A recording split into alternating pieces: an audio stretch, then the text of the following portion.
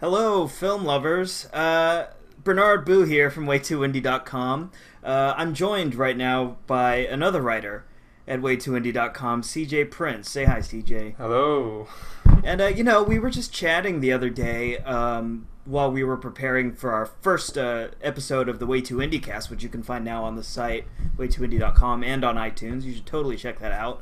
But beforehand, or maybe it was after the recording, CJ, we were talking about Criterion movies and how much we love them, and we thought, hey, Criterion just announced their November releases today.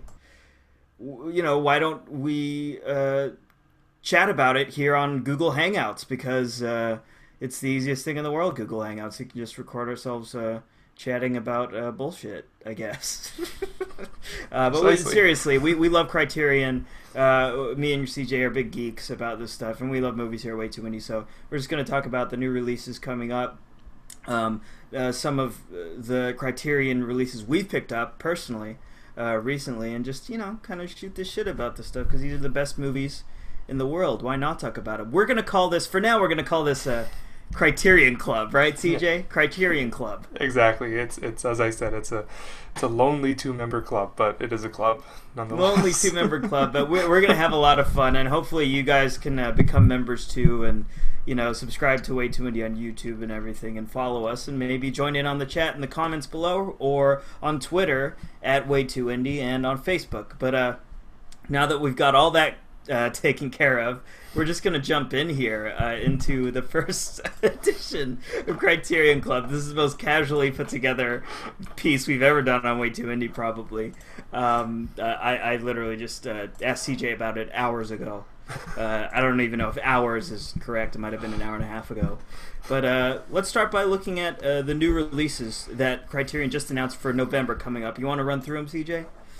Yeah, so I believe it's five releases, so obviously more than 5 films, but so the first one we got is Monty Hellman's 2 westerns, The Shooting and Ride in the Whirlwind, and then Frank Capra's A Happened One Night, Michelangelo Antonioni's L'Avventura, a box set of Les Blanc films. I think there are about 14 films in there, and finally the one I think everyone's been clamoring for and begging Criterion to release for years, Sidney Pollack's Tootsie.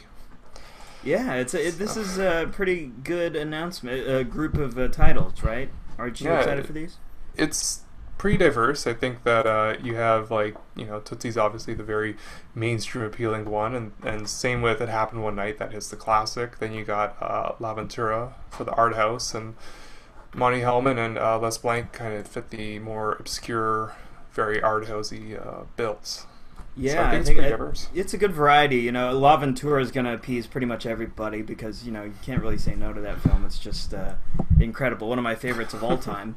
I think it's on a lot of other people's lists as well. And then Les Blanc, he's kind of like a local hero here in San Francisco, where I'm coming to you from. Les Blanc, I think my fondest memory of Les Blanc films is this movie, Werner Herzog Eats His Shoe. which is a short documentary chronicling how Werner Herzog made a bet with Errol Morris over whether Errol Morris would complete Gates of Heaven or not. So he didn't think he would. So when Errol Morris did complete Gates of Heaven, Werner Herzog was forced to eat his shoe, and he actually did it, I believe, here in Berkeley, in the Bay Area. So it's just a short film chronicling this really odd bet between these art house documentarians. It's really pretty hilarious. So I'm excited for that. And following up Two Lane Blacktop, we've got more Monty Hellman. That's exciting too.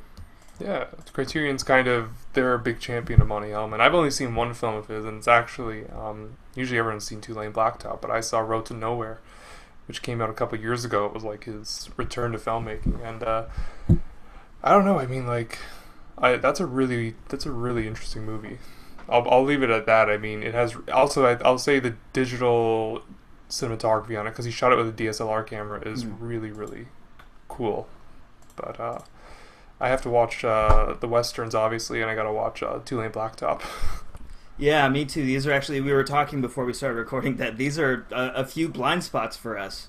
with Capra's It Happened One Night being an embarrassing one for me. I don't, I don't know about you. And at least you've seen Capra films. Yeah, I've seen. I shouldn't even admit that. But it's we're young guys. We got plenty of time. And the Criterion Collection, of course, helps us out with these blind spots. Tootsie I saw when I was a kid, or when I was younger, maybe a teenager. So I can't really say too much about it. I fear that I would be insensitive or just kind of ignorant in my opinions about that film. But I remember mildly enjoying it, and then that's it, right? Just the Hellman stuff and those 5. Yeah, and then I actually saw La Ventura for the first time this year. I went to a 35mm screening of it. They had the restored print. I'm so jealous. Yeah, but I have a very love-hate relationship with Antonioni, and I really did not like La Ventura, which I know. I saw your body language just shift. This is a club divided almost immediately. A club divided. I'm Two more, parties here. I'm more of a. I think I like Les Clis more than that might be. Yeah, Les Clis is amazing. Yeah, that or Blowout. Blowout is one of probably my favorites. But yeah, no, he's just a tough filmmaker. But I really have a huge admiration for what he does. Yeah, you're right. He is a tough filmmaker. So challenging, and I think, of course, La Ventura famously challenging for leaving the mystery at the core of its story kind of open-ended, and kind of on the periphery throughout the film, which I think is so brave and so cutting edge even for by modern standards. It's great. I really love it. But, I remember there's stories that when the movie premiered at Cannes, I think it was Cannes or Venice actually, but when it first premiered, there were people in the screening and they were yelling "cut" because the scenes kept going on for so long, and they were so annoyed that they just kept screaming "cut, cut! The scene doesn't need to go on this long." Oh gosh! Just so funny. And now it's a whole other ballgame. Have you seen another Criterion darling? Have you ever seen any Eric Romer? Which one? Eric Romer. I haven't seen any Romer films. Oh my gosh! Watch a Romer film. I think Tarantino said about Eric Romer that watch one Romer film, and if you don't like it, don't watch anymore. So yeah.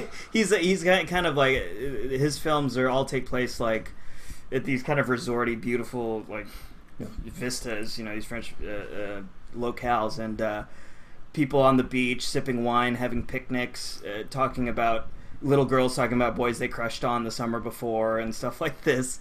And it's all really banal and really boring by a lot of people's standards. I find him a fascinating filmmaker, but I wonder how audiences react to his films because they're so uneventful, but by design, that I imagine he would get similar responses. Yeah, I don't know. I haven't seen any of it. I mean, I obviously know about him, and I actually have. I think you mean Pauline at the Beach, which is sitting somewhere for me to watch in a massive pile. But he from what I heard, he sounds very one track. I always get reminded of Hong Sang-soo. I don't know why. I think because they both sound like they're directors who do very leisurely, similarly structured and paced films. But I can't really say anything. Yeah. It's all really kind of breezy, but I really like that stuff. But anyways, moving on. Let's take a look at what's coming up this coming month in September from the Criterion Collection. We've got. I think this is a great set of films coming out next month. Starting out with Eraserhead, David Lynch's, I think one of his masterpieces. Yeah. Then we've got Roman Polanski's Macbeth, Jack Clayton's The Innocents, Serge Bourguignon's Sunday and Cybele, and Ali, Fear Eats a Soul by Rainer Werner Fassbinder. Yeah. That looks awesome. I'm really excited to watch a bunch of those. It's a great lineup. I mean, I've actually seen 3 of them. Eraserhead, which is just incredible, and The Innocents, which I just watched earlier this year, and that's a really well done horror movie. I remember I was surprised that for its age, considering it was 1961, that it was the way the scare scenes in it were just so well done, and I was surprised considering the age of the film. But maybe because I'm only used to seeing more trashy horror films in the time period. But and I mean, Ali Furious Assault, that's the only Fassbinder I've seen, but I wasn't a particularly big fan of it. But it's not a bad film by any means. It didn't really leave much of an impression on me. But yeah, no, I think it's a fantastic month. I still have to see Macbeth and the Sundays in Cybele. Yeah, I'm really looking forward to The Innocents, and of course, Eraserhead. Lynch is probably my favorite filmmaker of all time. I mean, I just love the guy in every way. Even his off camera, outside of the industry stuff is just so fun to me and so silly. I just can't get enough of him. So coming out of that, let's talk about what we've bought recently, you and I. Personally, what have you picked up from the Criterion Collection? I know recently we had a Barnes & Noble sale. When they're famous, one of my favorite times of the year when they have their 50% off Barnes & Noble sales.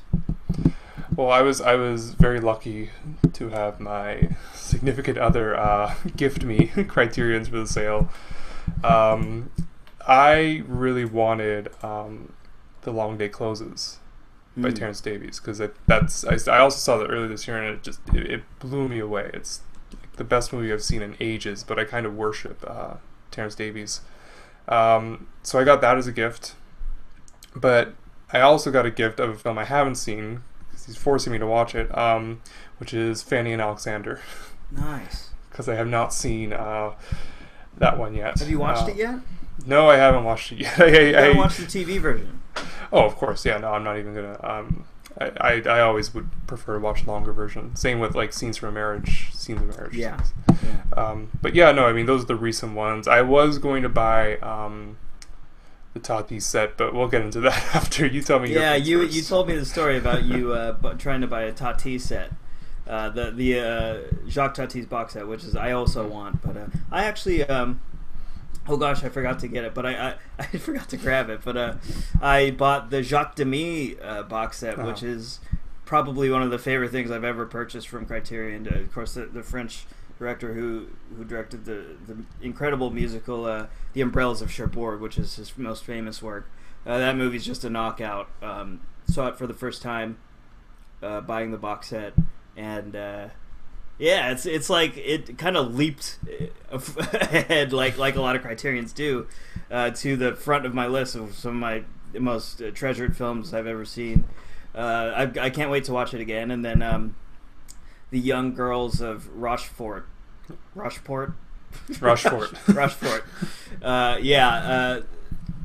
Both of those. Another musical by Demy that's just really great. A little less sad.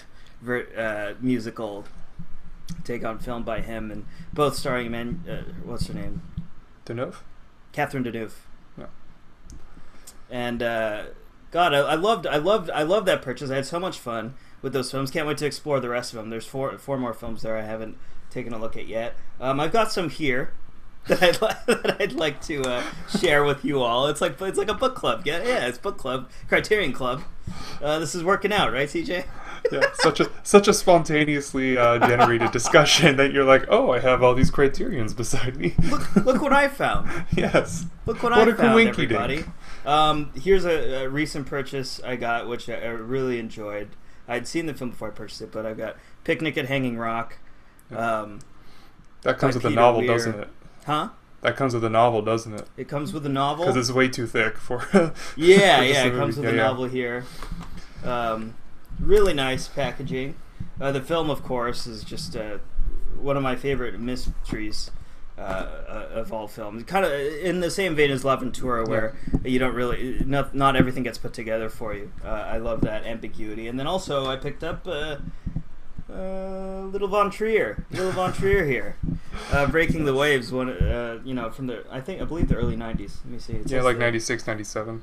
Yeah, 1996. You're right. Amazing.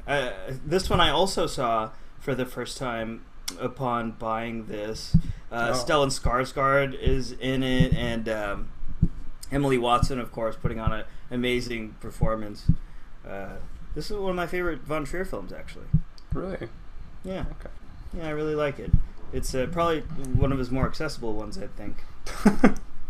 I just laugh because it's like, I mean, it's such a horrible, like, it's such a good viewing experience, but it's such a hard one. It's like It's very difficult. Like, yeah, it shows what kind of filmmaker Von Trier is when that's like his most accessible. Then you're yeah. I mean, he's got his own voice. That's for sure. Yeah, by Von Trier standards, it's accessible. Yeah, the nearly 3 hour like Golden Heart. Yeah, just someone slog through shit for 3 hours. But Emily Watson just blows you away with this. And this one, I have a third one to share with you. I did not recently purchase this, but I don't know if this happens for you, CJ, as a Criterion lover and buyer. But sometimes I buy Criterions that I know I need to have, and I forget I bought them. So time will go on, and I'll forget I bought them, and I'll look at my shelf and I'll go, "Oh shit, I bought that a while ago, and I still haven't watched it." I'd seen this film before I purchased this, but Robert Bresson's A Man Escaped. Oh, nice. I was thinking one day, I love this movie. It's probably one of my favorite Bressons, and I should buy it. I bought it, and then I forgot I had bought it. Then I thought again, I should buy A Man Escaped, and then I looked at my shelf and I said, "Oh, I did buy A Man Escaped." So I still need to watch it. This is one of my... God, I say this about every fucking Criterion I buy, but I really kind of relish in watching this. It's one of the most rewatchable movies that I own, I'd say. Really? Okay. I really love it. Let's balance it out. Name a Criterion you hate. Like one that I regret purchasing? Yeah, or just one where it's like a movie you've already seen and you're like, I hate that movie, I'll never buy it on Criterion. Oh gosh, I don't know. I mean, you're that loving of Criterion? No, I just can't think of. There's plenty. I mean, I actually regret buying. I recently bought Like Someone in Love, the Abbas Kiarostami movie from last year, and the transfer didn't look that great. And also, it comes with a 45-minute documentary, and that's it. And there's no other there's extras. I'm surprised that the transfer doesn't look good, considering it's just a straight digital feature. Right? I know maybe my taste is just just bad, or I just was expecting something else, but it looked a little. It was not the experience I remember watching it in the theater. But do you still love it? Because I remember you loved the movie. Do you still like it? I love that movie. I love that movie. Well, I'm talking like a movie that you thought was bad. Okay, so a movie I don't like. I wasn't talking like technical. Okay. I don't know. Do you have any? You talk about some, and then I'll mention some. La Ventura.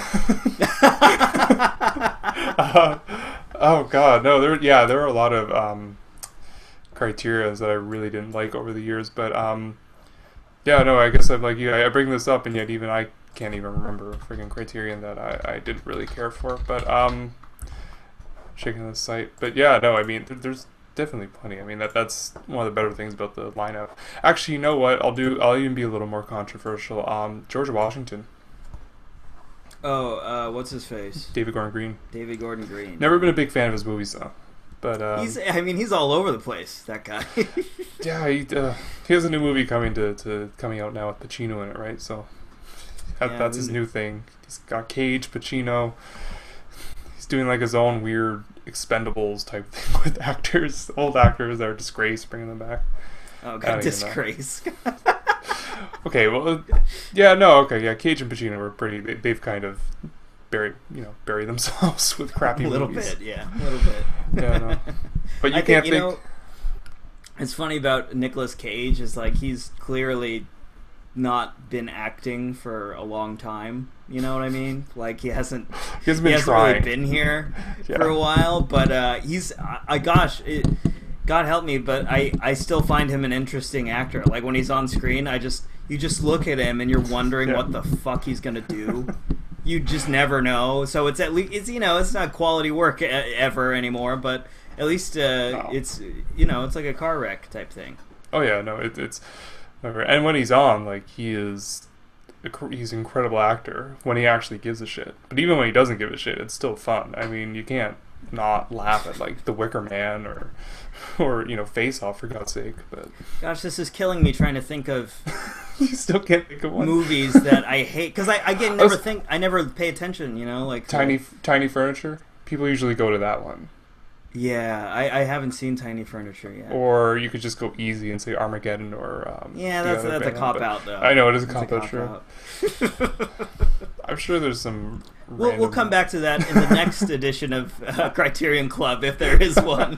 if this isn't just dead in the water.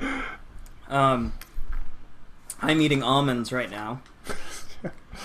Oh, I just dropped an almond. I caught it. Blooper. So we'll cut that in so post. Tell your Tati story. So CJ, oh yeah, you were wanting to buy the Jacques Tati box set, which came out. It's coming out in October. Or coming out soon. Yes, because as you know, we both agree that Tati is probably one of the best filmmakers ever, or at least to me. Yeah, no, I think it's how more eventful that is, but no, I'm buying it on Amazon, and the price went down to like $75, $76, which I think is a really good deal. I think the regular prices are like $130. So I see it, and it's like, okay, I'll buy it. But by the time I actually get to it, it went up to like $100. I don't know why Amazon does that. They have like a flash window of like an hour where the price is so low, and then it suddenly blasts up again. But it was a very frustrating feeling because I would have got it then, but I think I'm just going to wait till November for the next Barnes & Noble sale, right? Yeah, I think that's, it's funny because Criterion lovers, as we call ourselves, people who kind of, enjoy the collection. Almost all of us wait until there's a sale or, kind of a discount on Amazon, like you said, or, the Barnes & Noble sale or the flash sales on the website.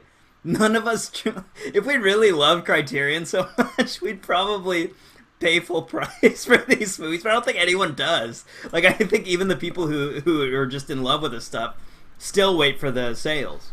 Yeah, no, it's like, I'm in Canada, and like, you got, like, we don't, technically Criterion doesn't come to Canada. It's an American company, right? So we have to import them.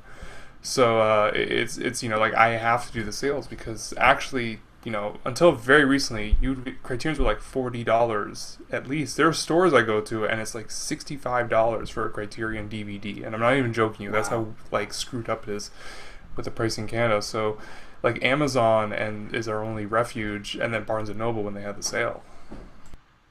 Oh man, I think it's just kind of, they're pricey and times are tough, So I think everybody.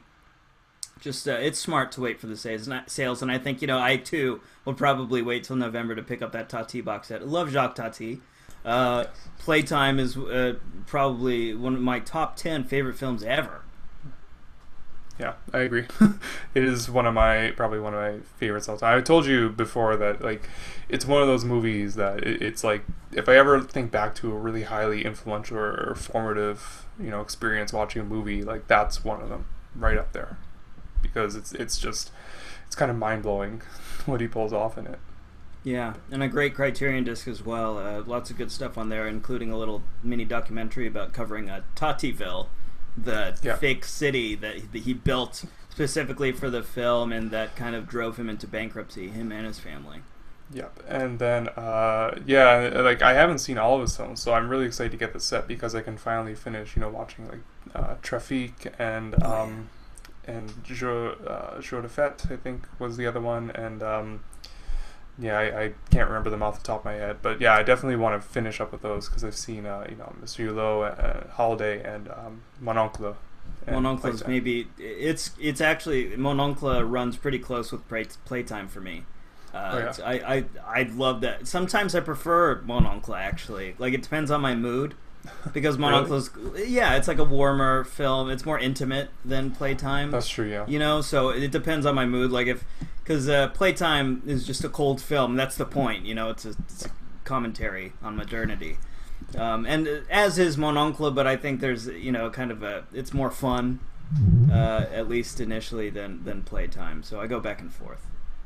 Yeah, I guess so. I mean, I actually this might be a little controversial, but I think I would prefer. Me personally, I have a preference for Monsieur Los Holiday over Mon Oncle myself. Oh, I don't know. I think it's great.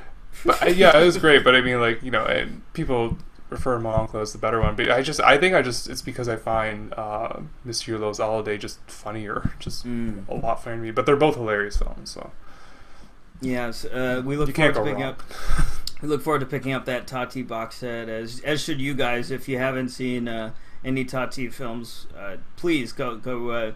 Maybe not even pick this up, but pick up Playtime at least. Just go and buy Playtime. It's totally worth it. It's out of print. Oh, no way. Yeah, it's out of print.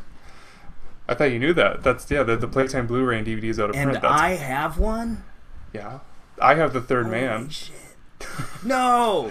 Yes. Yeah, Criterion is the coolest thing ever. Okay, so I gotta cut this shit off. I will leave you guys with a story. This to illustrate to you my love for Criterion. In November of 2012, I got married. I got married to my beautiful wife, Jessica, and for our honeymoon, we went to Hawaii. I still haven't left the country, but this is the longest trip I've ever taken. Right? I'm kind of like a hometown guy. I very rarely leave. So Hawaii is the longest trip I've ever taken. Went over there. Wasn't really. I'm not an outdoorsy guy either, so it wasn't. I wasn't. To be honest, and I was honest with my wife. I said, I'm so looking forward to spending time with you for a week and being in this beautiful place. But to be honest, it's not my cup of tea in terms of vacations. I'd rather go to a city, and I'll miss my movies and all this stuff. So we go to Hawaii. We're in Maui, and I started to get bored after like 2 or 3 days. Like, it's gorgeous. Like, it's a gorgeous place. I hope no Hawaiians watch this, but like Hawaii's amazing. And Maui is gorgeous, but I'm just the kind of guy I just get over it after looking at. Like, I can't stare at it for like. I need stimulation. I need mental stimulation. So I find on the drive to our hotel, the taxi driver drives past a Barnes & Noble. And I make a mental note, and I go, there's a Barnes & Noble, like, a couple miles away from my hotel. And long story short, after a day of shopping, I tell my wife, hey, let's go walk to that Barnes & Noble I saw off the freeway. Like, how could we miss it? It's off the freeway. We just walk over there, and, I'll buy something. Find something over there to buy. I'm sure I'll find something. Yeah, I had an agenda. I knew what I wanted to buy. So we walk. We begin walking, and it ends up being a 2.5 mile, 2.5 mile trek in 100-degree humid weather. I take my wife, who cares nothing for Criterions or even film in general, let alone art house film. We dangerously cross a freeway after our 2-mile trek, get into the Barnes & Noble, and I go, oh, check it out! They're having a Criterion sale. We got married in November, so I buy Seven Samurai and something else, which I can't remember. But I was so happy. I'm embarrassed to say I was as happy as I had been in a couple days because I was so miserable in the heat. I was so happy to get my Criterions. We went back to our hotel room, and I just sat there in our hotel room staring at my Blu-rays as my wife stared at me angrily. So that's how much I love Criterion movies. Sounds like a great honeymoon. Oh yeah. No, yeah. I would say she chewed me out, and rightfully so. But otherwise we had a great time, and I really did have a lovely time spending with my wife and being alone and away from headaches. At the end of the day, you just say that you walked over like 4 miles, dragging your poor new wife along to go buy some Criterions. Who else would you do that for? Absolutely. She's the best. She's the best in the world, and for putting up with that. But yeah, we'll leave you guys with that. This has been Criterion Club, starring C.J. Prince. And Bernard Boo. CJ, where can we find you on Twitter? My Twitter handle is CJ_PRIN or CJ_Prin. And my Twitter handle is BJ_Boo. Check out all our other stuff on the website, way2indie.com. We've got a lot of interviews, reviews, and news on there for you to dig into. We've also got our first episode of our podcast out right now, which you guys should totally check out and subscribe to on iTunes. And I've got my series, Secret Stash, in which I talk to filmmakers about their favorite underground kind of obscure films. And we've also got a staff feature about Robert Altman. There you go. That we just got up on the site that you should check out because he's having a career retrospective playing at Toronto International Film Festival coming up. Lots of stuff going on at Way Too Indie. Please, guys, come check us out. We love to have you. Chat with us on social media everywhere, Facebook. Thank you for enduring.